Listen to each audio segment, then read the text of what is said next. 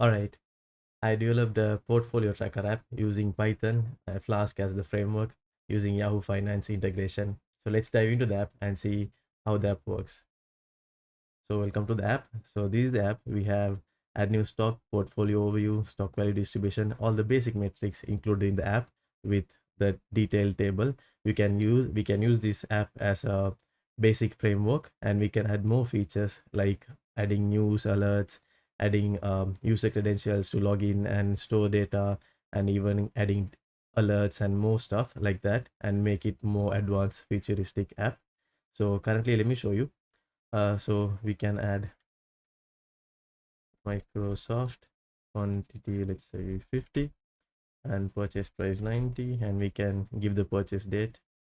Let's give 2023 7, add, and it will automatically adjust the stock value distribution and the portfolio gain or loss. Also, you can see how the stock portfolio distribution differentiate using this chart. You can check like how one goes. If you remove one, how will the portfolio will change.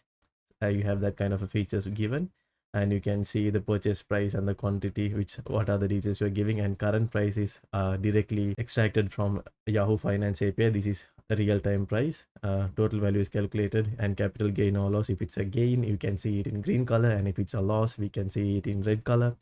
And the purchase date and dividend yield percentage of each of these stocks, capital gain percentage, what is the current capital gain percentage you own, the current stock position, and PE ratio, EPS, market cap. These all real-time data. We can add many more metrics like that, like price to book ratio and many other ratios into this app, and we can have a separate another dashboard page and add many other metrics and charts and different features, and even we can track different performance numbers and different various ways we can add in many more features to this.